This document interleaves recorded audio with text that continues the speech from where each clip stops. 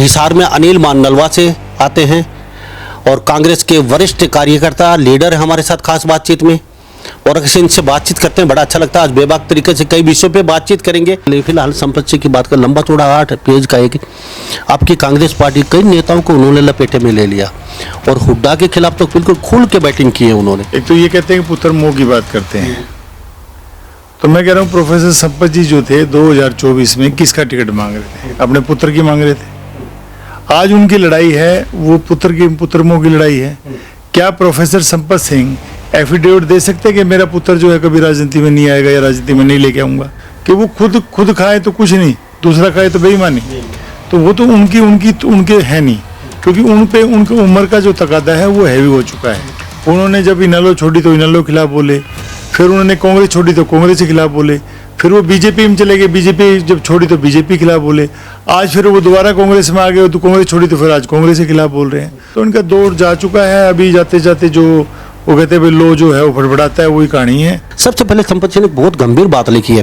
पूर्व मुख्यमंत्री Bhajanlal Rao, Indrajit Singh, Kuldeep Bishnoi, Chaudhary Dharmveer Virendra Singh, doctor Ashok Pawar, doctor Arvind Sharma, अवतार बड़ाड़ा, किरण चौधरी, सुरीति चौधरी, सावित्री जिंदल, नवीन जिंदल, इन सभी नेताओं को कांग्रेस छोड़ने पर मजबूर किया गया। क्या ये वास्तव में हुड्डा साहब की वजह से इतने बड़े बड़े नेता किनारा कर गए? ये 1 साल 1 महीना लगभग इलेक्शन का हमारा हो चुका है।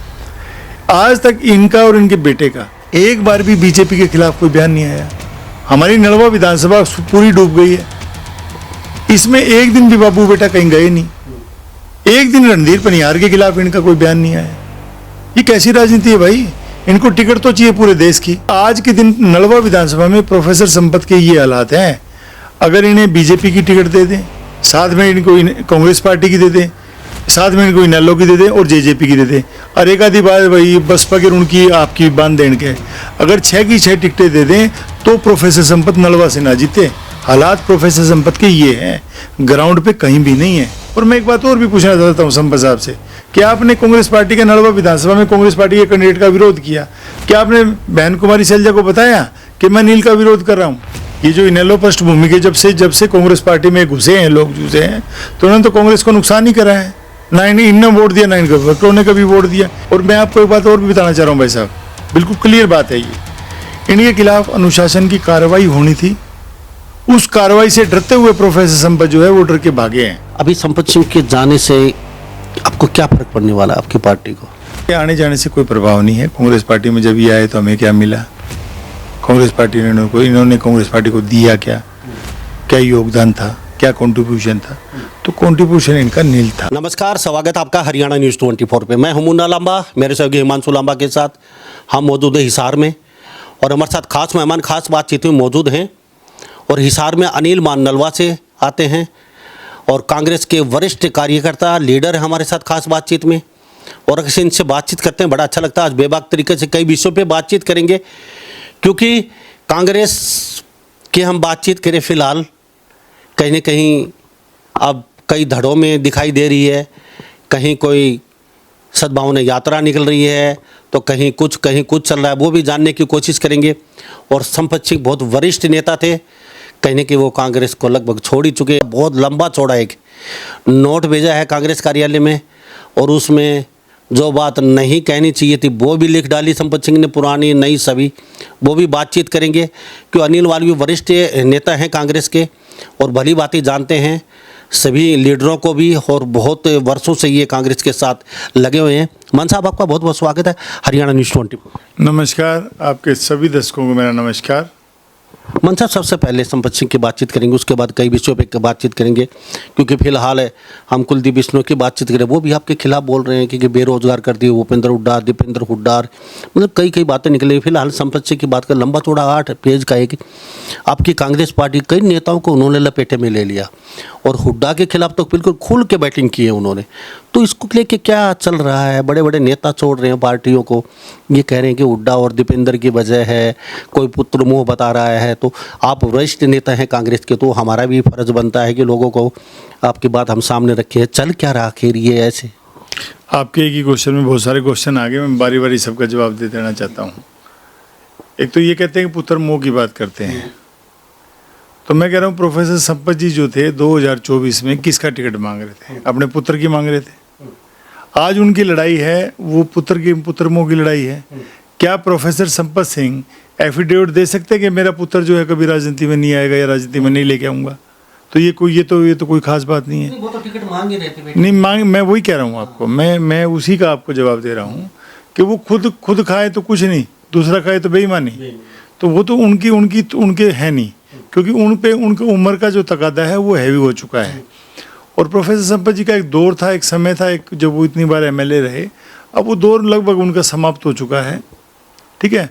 उनकी आदत है। और आज ही मैंने थोड़ी देर पहले ही ओम प्रकाश चौटाला जी का मैंने एक वीडियो देखा था।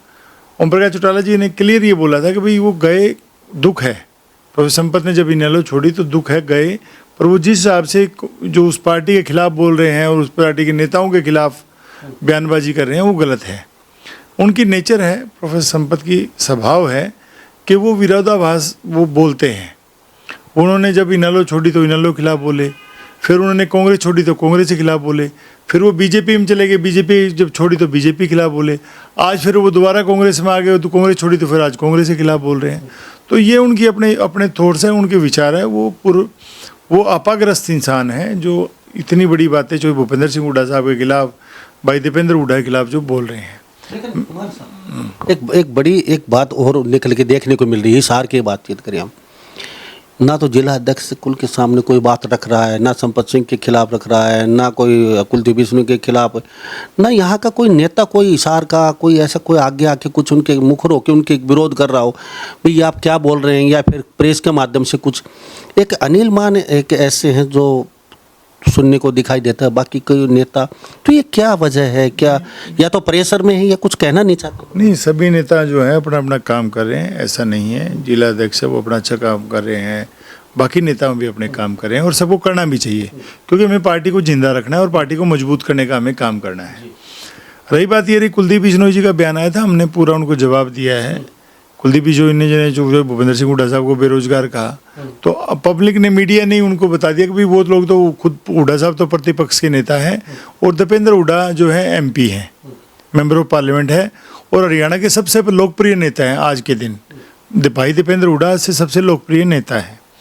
रही बात रही आगे की भविष्य की बात रही, तो मैं कुलदीप बिश्नोई की बात करता हूँ। कुलदीप बिश्नोई जी की जो और उसका परिवार 2005 में जो है बेरोजगार हो गया था, जो भूपेंद्र सिंह हुड्डा साहब ने इनको बेरोजगार कर दिया था। और 2024 आते आते बीजेपी ने इसकी मोहर लगा दी। बीजेपी ये हारे और सबको पता है कैसे क्या बातें थी, तो इनकी मोहर लगी। अब कुलदीप बिश्नोई जो है वो जो फ्रस्ट्रेटेड जैसे इंसान बोलते हैं वो इंसान है, इसीलिए वो बयानबाजी कर रहे हैं। राजनीति में जो ये कहता है कि कुलदीप बिश्नोई ये कहता है मैं सीएम का मटेरियल हूँ, सीएम का मटेरियल के ये बयान नहीं होते हैं। जहाँ तक हमने राजनीति देखी है, राजनीति में अभी आए हैं नेता, अभी बने हैं, पहले तो हम कार्यकर्ता ही थे। और मैं हमेशा ही कांग्रेस पार्टी में रहा हूँ, मैंने कभी भजनलाल जी के मुंह से ऐसा कोई बयान नहीं सुना, जो बंसीलाल जी के मुंह से ऐसा बयान नहीं सुना, जो भूपेंद्र सिंह हुड्डा साहब के आपने सभी बयान देखे, आज तक वो किसी नेता के खिलाफ नहीं बोलते हैं। तो मुझे नहीं लगता कि वो किसी सीएम के मटेरियल की या कोई ऐसी बात करते हैं, उनमें कोई परिपक्वता है। तो ये तो उनका बयान की बात है। और रही प्रोफेसर संपत जी की बात है, तो उनका दौर जा चुका है। अभी जाते जाते जो वो कहते हैं भाई लो जो है वो फटफटाता है, वही कहानी है। हाँ वही बात होगी है कि जिस हिसाब से वो बयानबाजी करी है, तो हमें नहीं लगता कोई बात है। देखो जाते जाते बहुत गंभीर सवाल आपके ऊपर खड़े कर गए वो, जाते जाते आपके बड़े बड़े नेताओं को, आपके पार्टी को कहीं ना कहीं, और भविष्य क्या होगा वो मैटर नहीं करता। लेकिन फिलहाल कांग्रेस की विपक्ष वाले कहते हैं कि जूतियों में खीर बट रही है, इनका संगठन नहीं बना, पता नहीं क्या क्या बातें निकल के आ रही हैं, और अभी डमी प्रदेश अध्यक्ष बना दिया, ये भी बातें चल रही है। लेकिन सबसे पहले संपत सिंह ने बहुत गंभीर बात लिखी है।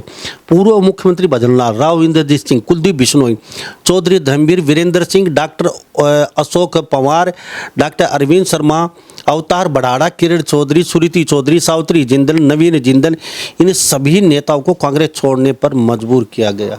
दीपेंद्र हुड्डा, क्या ये वास्तव में हुड्डा साहब की वजह से इतने बड़े बड़े नेता किनारा कर गए? ये आपने हुड्डा साहब को जो है उनका कवरेज किया, आपने हुड्डा साहब को देखा है। हुड्डा साहब के पास 40 एक्स एमएलए, एक्स मिनिस्टर जो है और मिनिस्टर जो है बीजेपी के, इनेलो के, सभी पार्टियों के ज्वाइन कराए थे हुड्डा साहब ने। वो तो नहीं लिखा है इन्होंने, नेता लोग जो है पार्टियां छोड़ते हैं, पार्टियों में आते जाते हैं। नेता लोग तो हमेशा ही जाते हैं। मैं कहता हूं प्रोफेसर संपत ने कितनी पार्टियां बदल ली, इन्हीं दिनों में कितनी पार्टियां बदल ली। ये तो आयाराम के सिस्टम है कि आया और गया वाली की सिस्टम वाली कहानी है इनकी। ये तो किसी एक जगह रुकते नहीं है, और जिस पार्टी में है, जिसका खाएंगे उसका बुगाएंगे, ये उल्टा करेंगे, उनका काम करेंगे। तो प्रोफेसर संपत सिंह के पास कोई ज़मीन नहीं है, उनके पास कोई जगह नहीं है कि वो जो कोई काम कर सके, ऐसी कोई बातचीत है। मैं बताता हूँ, ये 2009 में जब आए ना, इनकी राजनीति 2009 में ही ख़त्म हो चुकी थी।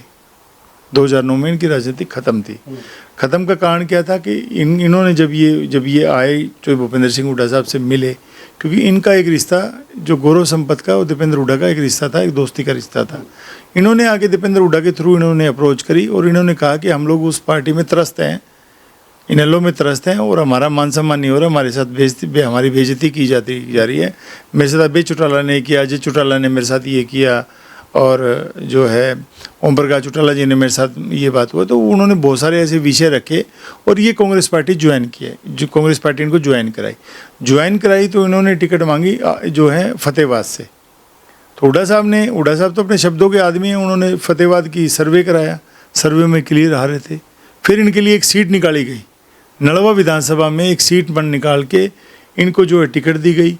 इनका यहाँ भी बहुत बड़ा विरोध था। चौधरी भूपेंद्र सिंह हुड्डा साहब ने, जो इनके विरोध में लोग थे, उनको इकट्ठा करके इनको इलेक्शन जिताने का काम किया। उसके बाद 9 से 14 के बीच में जो इनके ऊपर बहुत बड़े गंभीर आरोप लगे, भ्रष्टाचार के भी लगे और बहुत सारे आरोप लगे। उसके बाद जब ये जो है इनको दोबारा 2014 में एमपी की टिकट दी गई। एमपी की टिकट में इनके मात्र पूरी लोकसभा में ये तीसरे पता नहीं चौथे नंबर पर रहे थे। इनके 1,02,000 वोट आए, जमानत होते इनकी बची 1,000 वोट से कितने से इनकी जमानत बची थी। और उसमें बताना चाहता हूँ, उस इलेक्शन एमपी इलेक्शन में नलवा विधानसभा में इनकी जमानती जब्त हो गई थी, उसमें जो वोट के परसेंटेज के हिसाब से। उसके बाद ये जो 2024 का हुड्डा साहब ने उदारता दिखाते हुए, जो दीपेंद्र हुड्डा ने अपनी दोस्ती का निभाते हुए, इनको दोबारा जो टिकट है 2014 की एमएलए की इनको टिकट दी। एमएलए की टिकट में इनकी जमानत जब्त होगी। मैं आपको बताना चाह रहा हूँ, मतलब एक सिंपल बात, आप समझोगे उस बात को, और सभी हमारे दर्शक भी इस बात को समझेंगे। प्रोफेसर संपत जी ने 2009 में कांग्रेस पार्टी ज्वाइन की। वो किसके थ्रू करी? वो चौधरी भूपेंद्र सिंह हुड्डा साहब के थ्रू करी। ठीक है। 2014 में इनको 2 टिकटें दी, वो किसने दी? चौधरी भूपेंद्र सिंह हुड्डा साहब ने दी। 2019 में इनकी टिकट की जो रिकमेंडेशन थी, उस टिकट में मैं भी दावेदार था। हुड्डा साहब ने मेरा नाम नहीं भेजा, जबकि मैं बहुत ही उनका आदर सम्मान करता हूँ और बहुत नज़दीक भी हूँ। उन्होंने मेरे को क्लियर ये कहा था कि ये जो टिकट है, ये जो हम लोग प्रोफेसर साहब की रिकमेंडेशन देना हाईकमान का काम होता है। उसके बाद उन्होंने ये काम किया। उसके बाद ये बीजेपी में चले गए। बीजेपी से जब इन्होंने वापसी ज्वाइन की तो जो किसके थ्रू करी? चौधरी भूपेंद्र सिंह हुड्डा साहब के, केसी वेणुगोपाल जी से मिलवाया दीपेंद्र हुड्डा ने। और मैं एक बात और बताना चाह रहा हूँ आपके चैनल के माध्यम से, आज तक केसी वेणुगोपाल के पास हरियाणा के किसी नेता की ज्वाइनिंग नहीं हुई। इतना बड़ा इनको सम्मान भी दिया भाई दीपेंद्र हुड्डा ने। और उस टाइम में एक बात क्लियर हो गई थी कि जो इस बार जो टिकट मिलेगी, 2024 के इलेक्शन में जो टिकट मिलेगी, वो सर्वे के आधार पर मिलेगी। सर्वे के आधार में इनके 7% भी मार्क वो नहीं थे, इनके जो स्लोर थे। सर्वे पे ये 5वें-6ठे नंबर पर थे, सर्वे पे ये 5वें-6ठे नंबर पर थे। तो टिकट क्या, एक साधारण परिवार के बच्चे को टिकट मिल गई तो क्या बुरी बात है? मैं आपको चैनल के माध्यम से बताना चाह रहा हूँ, 1 साल इलेक्शन को हो गया है, 1 साल 1 महीना लगभग इलेक्शन का हमारा हो चुका है। आज तक इनका और इनके बेटे का एक बार भी बीजेपी के खिलाफ कोई बयान नहीं आया। हमारी नलवा विधानसभा पूरी डूब गई है, इसमें एक दिन भी बाबू बेटा कहीं गए नहीं। एक दिन रणधीर पनियार के खिलाफ इनका कोई बयान नहीं आया। ये कैसी राजनीति है भाई? इनको टिकट तो चाहिए पूरे देश की। और हालात ये हैं भाई, मैं स्पष्टवादी आदमी हूँ, सीधी बोलने वाला आदमी हूँ, कि आज के दिन नलवा विधानसभा में प्रोफेसर संपत के ये हालात हैं। अगर इन्हें बीजेपी की टिकट दे दें, साथ में इनको कांग्रेस पार्टी की दे दें, साथ में इनको इनेलो की दे दें और जेजेपी की दे दें, और एक आधी बात भाई बसपा के ऋण की आपकी बांध देने के, अगर 6 की 6 टिकटें दे दें तो प्रोफेसर संपत नलवा से ना जीते। हालात प्रोफेसर संपत के ये हैं, ग्राउंड पे कहीं भी नहीं है।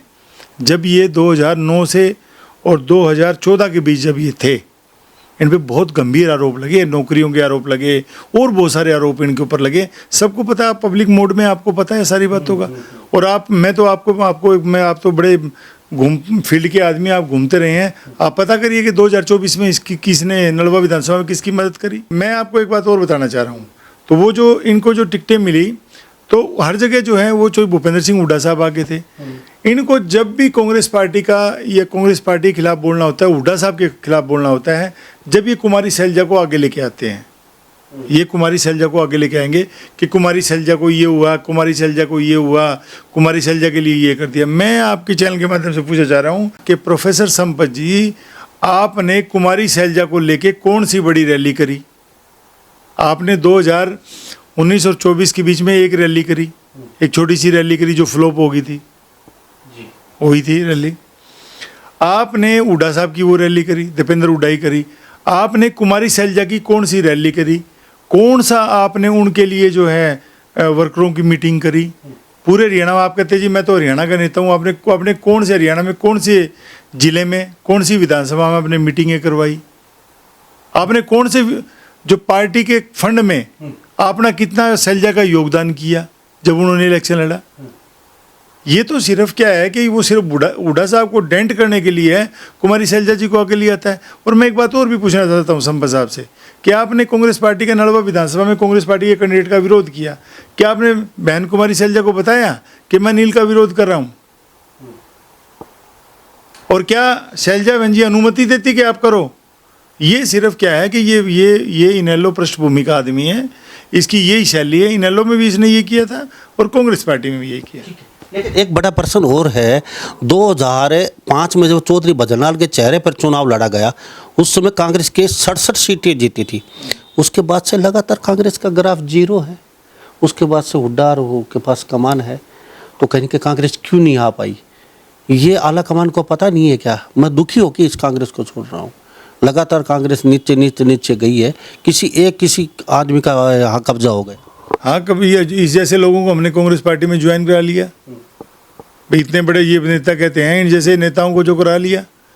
ये जो इनेलो पृष्ठभूमि के जब से कांग्रेस पार्टी में घुसे हैं लोग, घुसे हैं, तो उन्होंने तो कांग्रेस को नुकसान ही करा है। ना इनने वोट दिया, ना इनके वर्करों ने कभी वोट दिया। इनको टिकट मिल गई तो ठीक है, नहीं तो इन्होंने हमेशा विरोध किया है। ये तो कांग्रेस पार्टी का हमारा रहा है और उस पर मंथन भी चल रहा है कि इतने सालों से जो कमियां रही हैं। ऐसा नहीं है, पार्टियों में हार जीत लगी रहती है। बीजेपी इतने साल जो है इलेक्शन हारी, उसके बाद वो सत्ता में आए। आज कांग्रेस पार्टी भी वही कर रही है। हमारा मंथन चल रहा है, कुछ नेताओं की बयानबाजी आ रही है कि आपस में विरोधाभास बयानबाजी आ रही है। उसके लिए हमने डिसिप्लिन कमेटी बनाई है, डिसिप्लिन कमेटी अपने एक्शन लेंगी। और मैं आपको एक बात और भी बताना चाह रहा हूँ भाई साहब, बिल्कुल क्लियर बात है ये, इनके खिलाफ अनुशासन की कार्रवाई होनी थी। उस कार्रवाई से डरते हुए प्रोफेसर संपत जो है वो डर के भागे हैं। ये तो अभी मीडिया में चल ही रहा था कि इनके खिलाफ अनुशासन की कार्रवाई होगी, ये छोड़ के डर के भागे हैं। नहीं तो जो रोहतक में रैली थी, रोहतक की रैली में तो अभय चौटाला ने इनको इतना मान दिया, अपनी गाड़ी में बिठा के ले गए, इनको स्टेज पे इतना मान सम्मान, इनको तो उसी टाइम ज्वाइन करनी चाहिए थी। ये तो फिर भी इनको ये पता था कि ये चौटाला जो हैं ये बुढ़ा के ले जाएंगे, बाद में तुम्हारा इलाज करेंगे। इसको इस बात का डर था, इसको पता था उस पार्टी के बारे में। तो ये तो बात जो है वो तो और तरह की बात करते हैं। लेकिन एक जनता के लिए भी बहुत विशेष बात बोली है उन्होंने। हरियाणा की जनता कांग्रेस के नेतृत्व में अब नाराज है, और वो मुझे खुद भी कांग्रेस से नेतृत्व में बिल्कुल दम नहीं लगता, और जनता भी नाराज है। तो इसलिए मैं मजबूरी होकर पार्टी को छोड़ के जा रहा हूँ। और इन्होंने ये भी कहा है आज के दिन हरियाणा कांग्रेस एक परिवार पार्टी बन के रखी, पारिवारिक पार्टी बन के रखी किसी विशेष व्यक्ति के हुड्डा साहब। देखिए मैं कह रहा हूँ, तो मेरा दम ये मैं एक बात कह रहा हूँ, ये कांग्रेस पार्टी को दोष दे रहे हैं। जब ये 2019 में, कोई लंबा समय नहीं है उस बात का, इन्होंने पूरी पार्टी को 2005 से और 2019 तक जो है, ये शायद 22 में कितने में गए थे, जब 2019 में ही जब चले गए थे, 19 में ये बीजेपी में चले गए थे, तो इन्होंने पूरी पार्टी को देख लिया था, हमारी कांग्रेस की शैली को देख लिया था। तो जब ये वापस जो है कांग्रेस पार्टी में आए क्यों? अगर कांग्रेस पार्टी इतनी बुरी थी तो चौधरी ओम प्रकाश चौटाला इसे घर 10 बार आए थे इसको राजी करने के लिए, भाई आप कांग्रेस में हमारे इनेलो ज्वाइन करो। और अभय चौटाला कम से कम 50 बार इसके घर आए होंगे। ये हमारे साथी है राजेश गुजारा, वो तो 20 बार, मेरे को पता है इस बात का मेरी बातें हुई हैं कि जी हम लोग बात कर रहे हैं, शायद ये वापिस चला जाए। तो इसके साथ साथ हम अभी बातचीत करें रणधीर परियार ने, और पहली बार नलवा में प्रदेश के मुख्यमंत्री सैनी साहब यहाँ के नलवा में पहुँचे और करोड़ों रुपए की सौगात, 137 बड़ी बड़ी परियोजनाएं सौगात दे के गए हैं। क्या लगता है ये सौगात सही, मतलब दिन फिरने वाले हैं नलवा के? अभी तो कह रहे हैं कि पानी भरा है, पीने का पानी की समस्या है, बिजली की समस्या है, सड़कों की समस्या है और काफ़ी समस्याएं, अस्पताल नहीं है, हाल बेहाल है। वो परियोजनाएं थी जो ऑलरेडी काम में प्रोसेस में चल रही थी, कोई नया कुछ भी नहीं था। और दूसरी बात ये कही आपने भीड़ की बात करी, अगर आपने अच्छे से कवर किया होगा, आपने देखा भी होगा कि वो 2 पार्ट में जो था, टोटल जो कुर्सियां थी वो 1800 की और 2000 के बीच कुर्सियां थी, इतनी कुर्सियां थी। और इनका दावा ये था कि हमारे 50,000 लोग थे।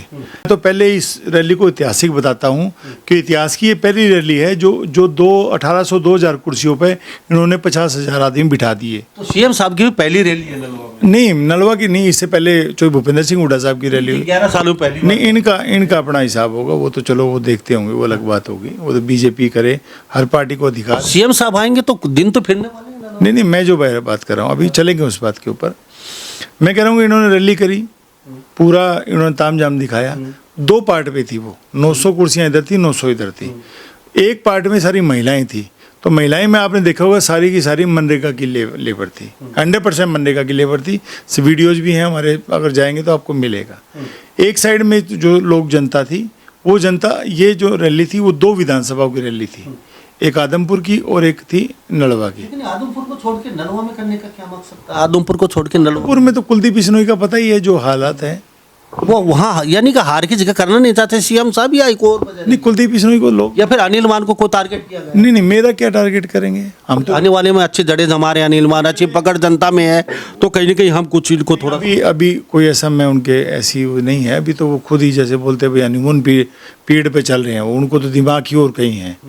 तो उनका दिमाग आज ये है कि जो उनके साथ जो इर्द गिर्द जो रणधीर परियार को जो 20-50 लोग घेरे हुए हैं, वो तो वाह उस्ताद उनके पीछे लगे हुए हैं। हकीकत में ये है कि ग्राउंड पे जो उनकी जो हालात है वो बहुत दयनीय है, कोई बड़ी हालात नहीं है। और कुलदीप, आदमपुर की बात रही तो आदमपुर में कुलदीप बिश्नोई का सबको पता है कि आदमपुर में कुलदीप बिश्नोई, आदमपुर की जो जनता ने कुलदीप बिश्नोई को रिजेक्ट कर दिया है। वहाँ हमारे चंद्र प्रकाश जी विधायक हैं और बड़ा अच्छा काम भी कर रहे हैं। एक पुराने जो है प्रशासनिक अधिकारी होने के कारण जो है वहाँ अपने जो ग्रांटें लेके आते हैं और काम कर रहे हैं। कुलदीप बिश्नोई जनता वहाँ की समझ चुकी है कि कुलदीप बिश्नोई जो है और जो हमारे एमएलए साहब के काम रुकवाने का काम करते हैं, नई काम बनवाने का काम करते हैं। तो जनता इसीलिए उन्होंने आदमपुर में रैली नहीं करी। पहली बात तो ये रैली गलत हुई, पहली बात तो ये थी कि रैली गलत समय पे हुई। अगर इनको रैली करनी थी तो हल्के में जो पानी खड़ा था उस पानी को महीने में 15-20 दिन में उतरवा के फिर ये रैली करवाते। और रैली हुई तो उसके बाद ना तो किसानों के लिए कोई घोषणा हुई कि किसानों को मुआवजे के लिए कोई स्पेशल गिरदावरी होगी या कुछ, ये होना चाहिए था ना। हाँ, 50,000 रुपये तो कम से कम मैं बता रहा हूँ, क्योंकि आज किला भी एक है ना, 50,000 से कम तो ठेके पे मिलता नहीं, वो तो मर गए ना लोग। और बहुत सारे लोग जो हैं, तो अनिल मान ने एक बहुत गहरी बात बोली है। कांग्रेस के वरिष्ठ लीडर हमारे साथ खास बातचीत में अच्छा बोलते हैं और कांग्रेस के साथ शुरू से लगातार कोई पार्टी, वो कहते हैं ना, वो प्रोफेसर रामविलास शर्मा जी कहते हैं कि ना ठोड़ ना ठिकाण ना डंडा और ना झंडा बदला। तो ये उस नेता में गिनते आते हैं, ना ठोड़ बदली, ना ठिकाण बदला, ना ठाण बदला, ना झंडा बदला, ना डंडा बदला आज तक। आगे पता नहीं बदलेगा। लेकिन बहुत गंभीर बात बोली है इन्होंने, कहा कि रैली करनी चाहिए थी 1-1.5 महीने बाद। और वास्तव में ये बात मतलब सही भी बोली है कुछ ज़्यादा तक, कुछ हद तक, क्योंकि पानी भरा पड़ा है नलवा विधानसभा क्षेत्र में। अगर रैली की भी तो इन्होंने बहुत गंभीर बात एक और बोल दी ऊपर से, रैली की है कोई बात नहीं, लेकिन किसानों को कम से कम एक घोषणा छोटी सी है तो करके जाते कि 50,000 रुपये मुआवजा दिया जाएगा हर किसान को, क्योंकि किसान की फसल चौपट ये भी और पिछले भी। मन साहब बहुत अच्छी बात बोली आपने। देखिए, मैं ये कह रहा हूँ कि किसानों का जैसे अभी तो पानी खड़ा है, आगे जो गेहूं का बुआरा भी नहीं होगा तो किसान तो त्रस्त है। दूसरी बात ये है कि जो पानी के कारण जो है मकान जो है ना, गांव में बहुत सारे मकान, गरीब के जो मकान थे ना, जो बड़े आरसीसी पे नहीं खड़े थे, जो सिर्फ सिंपल ईंटों पे खड़े थे, वो घर बर्बाद हो गए हैं। ठीक है, पानी में निकले। और दूसरी बात ये, गांव में जैसे अगर बात करेंगे जो बाहर की साइड तो गरीबी लोग रहते हैं, अब जो खेतों की साइड जो हैं, जो गांव के आउटसाइडर जो लोग हैं, टूट गए हैं, उनके बच्चों की पढ़ाइयाँ, तो उन विषयों पर पहले जो है रणधीर बनियार को उन विषयों पर काम करके फिर रैली करते। फिर हमारे जैसे लोग भी, हम जैसे जो लोग हैं पॉजिटिव लोग, हम भी कहते जी बड़ा वाह वाह इसने बड़ा अच्छा काम किया। और ये बड़ा एक इसने बड़ा बात चलाई रैली में, एक बड़ा आपने सुना कि भाई मैंने अपने भाई को बोला कि अपने 2 किले ज़मीन बेच दे, सौदा कर दे, और जो है ना ये सौदा कर दे और ये पैसा हल्के में लगा दे। ऐसा ही आपने सुना उस बात को? अच्छी तरीके सुना। ये मैं ये कहता हूँ कि ये ड्रामेबाज आदमी है। जो आदमी 2 किले बेच के लोगों में सेवा में लगाएगा, आपने इतने दानी लोग देखे हैं, वो कभी चर्चा नहीं करते, कभी के लोगों में बताते नहीं कि हम लोग काम करते हैं। आप एक बड़ा वीडियो वायरल हुआ रणधीर बनियार का, बहुत हमारे हल्के में चला। इनने पूरियां बांटी, लोगों में खाना बांटा, तो इसने ये कहा कि मैंने आपको खाना खिलाया, मैंने आपको खाना खिलाया। अरे मजबूरी में लोगों को खाना खिलाने में कोई बातें गाई नहीं जाती। अब रैली वगैरह तो आप भी करते हैं, तो ये तो एक स्वाभाविक सबका फर्ज बनता है। आप भी हजारों लोगों को, और भी कई नेता रैलियां होती हैं, सब अपने अपने पूरी सब्जी लड्डू सब खिलाते हैं। नहीं, जब ये फ्लड था उसमें इसने लोगों को खाना खिलाया, सभी लोगों ने खिलाया, हमने भी खिलाया। उधर हमारे मनोज ठाक भाई था, उधर अपना इसे गंगवा से उसने किया है। एक हमारे और काफ़ी लोग थे जो जिन्होंने जिसका जितना भी होता सब ने मदद करी। और ये इसका ये कहना जी मैंने 2.25 करोड़ रुपया, आपने ये आम बोलता है कि मैंने 2.25 करोड़ रुपये मेरी जेब से लगा दिया। मैं रणधीर बनियार की बताना चाह रहा हूँ, 1 साल तक तो ये कहता था जी मेरी तो जेब फटी हुई है। मेरे सामने इसने जो है ना ऐसे काट के मेरे सामने 20-20 रुपये दिखाए, जी मेरे पास तो 20-20 रुपये है। आज ये कहता जी 2 करोड़ रुपये कहाँ से आ गया भाई पैसा? भाई 2 करोड़ दान देने के लिए कहाँ से आ गया? तो ये चीज़ें हैं। रणधीर का भी ये है कि ड्रामा कम करे। रणधीर बनियार से मेरा भाई है, मेरा दोस्त है, साथी है। और ऐसा नहीं है कि हम अलग पार्टी में हम लोग विरोधी लोग हैं, विचारधारा की लड़ाई है। मेरा रणधीर से ये कहना है कि भाई रणधीर, आपको मौका मिला है, जीवन में मौका एक ही बार मिलता है, इस मौके को गवाओ मत। एमएलए कोई बहुत बड़ी चीज़ नहीं होती, उसको कोई याद नहीं करता, हटने के बाद उसको कोई याद नहीं करता, कोई उसको पानी नहीं पिलाता। मैं कह रहा हूँ आपके पास मौका है, अभी आपके पास 4 साल का समय है, आप हल्के में काम करो, लोगों की सेवा करो। आप ये जो अभी एक लोग नए आरोप आप पे लगाना शुरू कर दिया है, भाई इसने घर भरना शुरू कर दिया है, इसने 10 मकान खरीद लिए, 5 मकान खरीद लिए, ये कोई नहीं पूछेगा। आपको जीवन में एक मौका मिला है, आप लोगों की मदद करो। मेरा तो ये निवेदन रणधीर भाई। अभी संपत सिंह के जाने से आपको क्या फर्क पड़ने वाला है आपकी पार्टी को? और इन्होंने जो लंबा चौड़ा एक प्रेम पत्र आपकी पार्टी को दिया है, 4 पेज का जो भी, तो उससे क्या प्रभाव पड़ने वाला है? देखिए, कोई भी हो, अगर घर से कोई जाता है तो आदमी को दुख होता है। कांग्रेस पार्टी को दुख है, प्रोफेसर संपत जी ने कांग्रेस पार्टी छोड़ी। अब ये रहा कि आने जाने से कोई प्रभाव नहीं है। कांग्रेस पार्टी में जब ये आए तो हमें क्या मिला? कांग्रेस पार्टी ने इन्होंने कांग्रेस पार्टी को दिया क्या? क्या योगदान था, क्या कंट्रीब्यूशन था? तो कंट्रीब्यूशन इनका नील था। दूसरा ये है कि ना इनके जाने से प्रभाव है, ना इनके आने से प्रभाव है। अभी चले गए तो हमें क्या प्रभाव है? नेता हैं, लोग रोज़ पार्टियां बदलते हैं, इन्होंने पार्टी बदल दी, ये 4 बार पार्टी बदल चुके हैं। कौन से इतने बड़े नेता हैं जो जिससे क्या है कोई एक फ्लो आ जाएगा, कोई बात हो जाएगा। दूसरी बात ये है कि इनको जो है मेहनत करके आगे जाना पड़ेगा। हर पार्टी टिकट जो देगी वो सर्वे करा के टिकट देगी, चाहे वो इनेलो हो, चाहे वो जेजेपी हो, चाहे वो कांग्रेस हो, चाहे वो बीजेपी हो। तो अगर वैसे तो इनेलो खाली पार्टी है, टिकट इनकी कोई लेने वाला है नहीं। अगर बाई चांस अगर 2 कैंडिडेट भी होंगे नलवा में, अगर 2 कैंडिडेट भी होंगे तो भी प्रोफेसर संपत को सीनियरिटी के हिसाब से नहीं, सर्वे के आधार पर टिकट मिलेगी। मैं तो प्रोफेसर साहब से और भाई गौरव से ही कहना चाहता हूँ कि आप जो है ना अपनी मेहनत करो, मेहनत के हिसाब से आपको आगे भविष्य में टिकट मिलेगी। नहीं तो ये इनेलो वाले भी टिकट नहीं देंगे। मैं आपके चैनल के माध्यम से जो कह सकता हूँ। मन साहब, बहुत बहुत धन्यवाद, आपसे बातचीत के आपका कीमती समय लगे, हम हरियाणा न्यूज़ 24 पे आए, आपका बहुत बहुत धन्यवाद भाई। राम राम भाई सब। तो हमारे साथ ही अनिल मान खास बातचीत बने होते, कांग्रेस से वरिष्ठ कार्यकर्ता हैं, नलवा विधानसभा क्षेत्र हिसार जिले से। तो इस बारे में आप क्या सोचते हैं? क्या वास्तव में ही अनिल मान जो कह रहे हैं कि हमारी पार्टी में एकता दिख रही है और हमारा संगठन मजबूत हो रहा है और हम बहुत जल्द ही कांग्रेस में बदलाव देखने को मिलेगा। तो क्या लगता है वास्तव में ही, और जो गलत सलत जो बयानबाजी नेताओं की आती थी उन पर एक्शन हो रहा है और आगे भी होने होगा बहुत ही जल्दी, तो क्या लगता है वास्तव में ही कांग्रेस एकजुट दिखाई दे रही है आपको? तो इन्हीं सब बातों के साथ मैं मुन्ना लांबा, मेरे सहयोगी हिमांशु लांबा के साथ हरियाणा न्यूज़ 24। नमस्कार, जय हिंद।